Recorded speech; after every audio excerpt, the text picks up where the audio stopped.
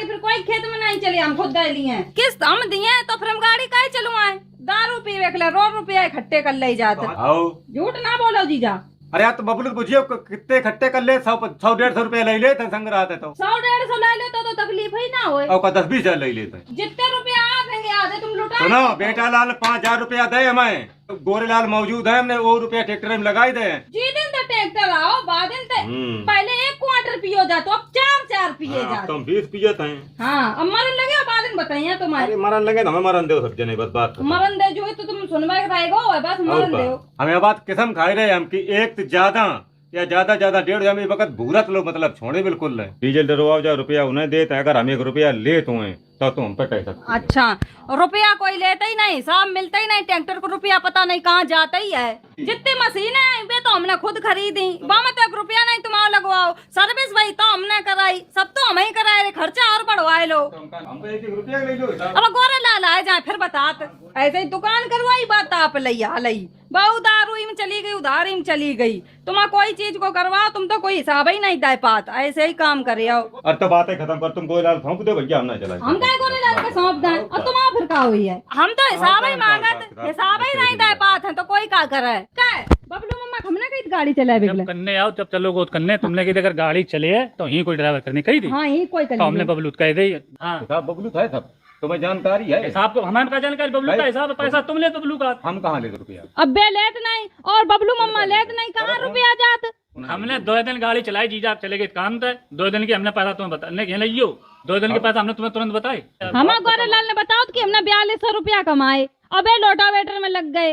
ऐसा थोड़ी होता है, 2 महीना तक ट्रैक्टर चल लो बल्कि 3 महीना हो गए हैं ट्रैक्टर को, बिल्कुल हमने हिसाब नहीं लो। हमने चलो कोई बात नहीं चला रहे दे दिया हिसाब, हिसाब कोई मतलब ही को नहीं है, ट्रैक्टर चलाए रहो पिए रहो, फालतू के रुपया हमने लगाए ट्रैक्टर। तो दोस्तों welcome back my reaction blog. आशा है कि आप सभी स्वस्थ होंगे और अपनी लाइफ में मस्त होंगे। दोस्तों आज की वीडियो हमारी बहुत ज्यादा धमाकेदार होने वाली है और बहुत ज्यादा फैंटास्टिक होने वाली है और बहुत ज्यादा माइंड ब्लोइंग होने वाली है। उससे पहले दोस्तों अगर आप हमारे चैनल पर नहीं है तो प्लीज बेल आइकन को प्रेस कर देना और हमारे चैनल को सब्सक्राइब कर देना, जिससे कि आने वाली वीडियो का नोटिफिकेशन आप तक पहुंच सके। दोस्तों अगर आप भी शिवानी कुमारी से रिलेटेड ब्लॉग को देखना पसंद करते हो, अगर आप भी साधना कुमारी के ब्लॉग, पूनम भोजी के ब्लॉग, सोनम कुमारी के ब्लॉग देखना पसंद करते हो तो ये प्लेटफॉर्म, ये चैनल आपके लिए ही है।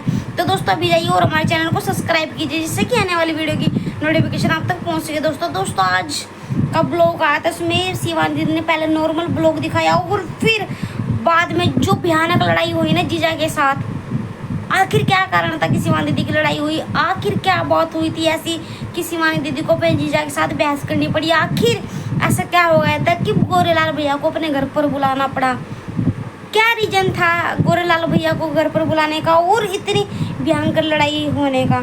तो दोस्तों देर ना करते हुए चलते हैं हम अपने ब्लॉग में। इस विषय में बात करेंगे कि शिवानी दीदी पर बहुत ज़्यादा कमेंट आते कि इन लोगों को दिखा के मैं डॉलर कमा रही है। एक बात बताइए, कौन बोल रहा है कि इन लोगों को दिखा के डॉलर कमा रही है। अब शिवानी दीदी इनको अपनी वीडियो में नहीं लेती, क्या अब उनके व्यूज लाखों में नहीं जाते?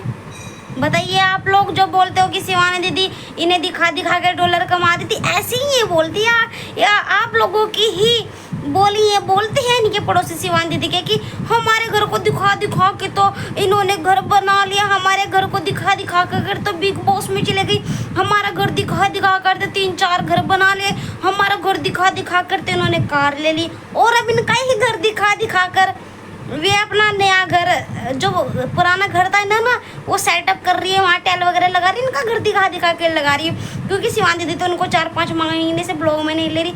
फिर अब आप क्या बोलना चाहेंगे बताइए? टैलेंट भी कुछ बात होती है, इसका मतलब तो आप कहना ये चाहोगे कि वहाँ पर जो बिग बॉस में गई थी शिवानी दीदी, वो इनको निमंत्रण आया था बिग बॉस में एंट्री का, शिवानी दीदी को नहीं याद, इन्होंने बोला कि चलो यार हम तो बहुत फेमस है, आप एक काम करना हमारी जगह आप चले जाना है।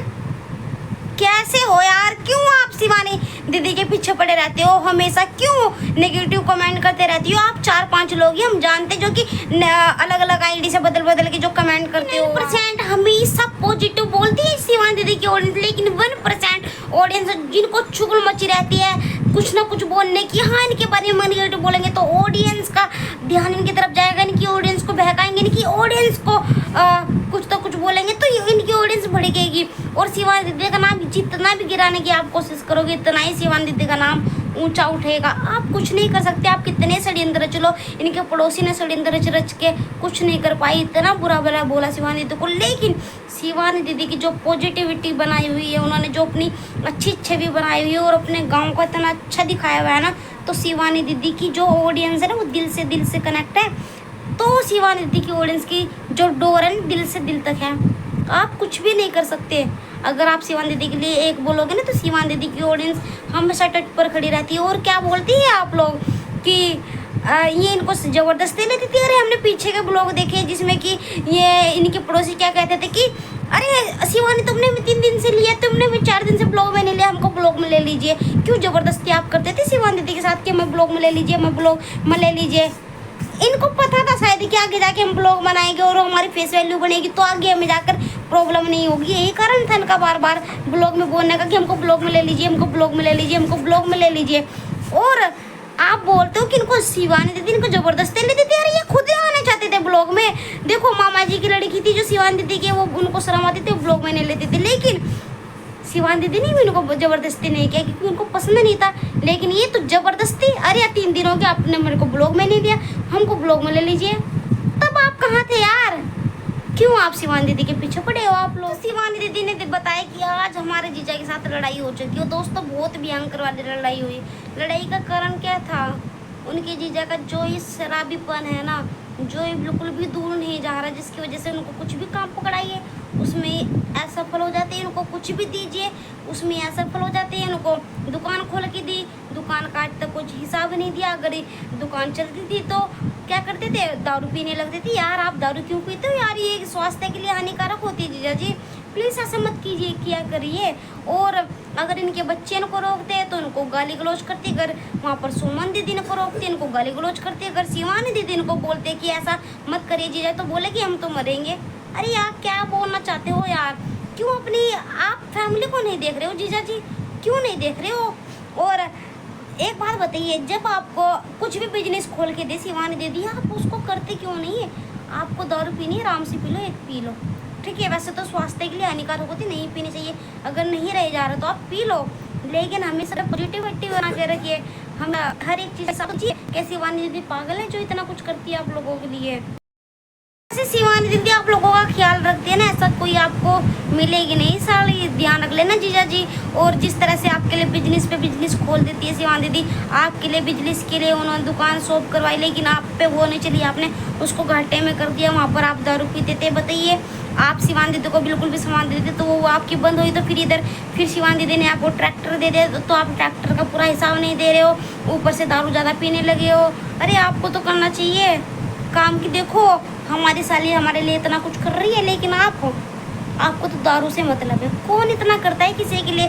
शिवानी दीदी एक ऐसी लोती है जो कि पूरे घर को चला रही है, अपनी बहनों को के बच्चों को देखभाल कर रही है, उन्हें पढ़ा रही है, लिखा रही है, हर एक ज़रूरत का सामान आपके घर में दे रही है। और अब उन्होंने जो घर बनाए वो भी आपकी वाइफ के नाम कर दिया। एक बात बताइए, कौन करती है बहन इतना दूसरी बहन के लिए और उनके बच्चों के लिए और उनके हस्बैंड के लिए जितना शिवानी दीदी करती है? और आपको उस चीज़ की कदर नहीं है। जब इंसान पास में होता तो कोई कदर नहीं करता, जब दूर चले जाता ना फिर कदर होती है। जिस तरह से शिवानी दीदी ने आपको दुकान खोल के दी, आपने बिल्कुल भी उसका हिसाब नहीं दिया, वो बिल्कुल बंद करवा दी। और फिर वहाँ पर आपको ना ट्रैक्टर ले के दिया, सारी मशीनें अपने पैसों की दी, और किस्त भरनी थी है वह भी अपने पैसों की भरेगी। सर्विस करवाने पे एक भी पैसा जब आपके नहीं लगा, आपको और उल्टा दे रहे हैं, तो आप पूरा हिसाब क्यों नहीं देते? क्यों? ऐसा क्या हो गया जो आप पूरा हिसाब नहीं देते? ऊपर से आप दारू ज़्यादा पीने लगे हो। कम से कम शिवानी दीदी को हिसाब बना दिए। शिवानी दीदी को बोलना है कि प्लीज़ दारू तो मत पीजिए। अपने बच्चों को देख लीजिए, कितने बड़े बड़े बच्चे हो चुके हैं, उनकी तरफ तो देखिए। नहीं, आपको तो दारू पीनी है, आपको तो दारू पीनी है। अरे भाई ऐसा क्यों करते हो आप लोग? अगर आपको कुछ मिल रहा है इसको उसके लिए और उसको अच्छी तरह यूज करो, जो कि सामने वालों को भी अच्छा लगे, कि उन्हें भी प्राउड फील हो तो हाँ कि हमने अपने जीजा को दिया था, देखो कितने अच्छे। तो अगर ये वीडियो आपको अच्छी लगे तो प्लीज़ लाइक कमेंट और शेयर कर देना, और हमारे चैनल को सब्सक्राइब कर देना, जिससे कि आने वाली वीडियो की नोटिफिकेशन आप तक पहुँच सके दोस्तों। तो जय हिंद, जय भारत और जय शिवानी दीदी की। Bye bye guys. आशा है कि आपको ये वीडियो पसंद आई तो प्लीज़ हमारे चैनल को सब्सक्राइब कर देना और हमारी वीडियो को शेयर भी कर देना, जिससे कि हमको जोश मिले, हौसला मिले कि आगे भी हमको वीडियो बनानी है। तो बाय बाय गाइस।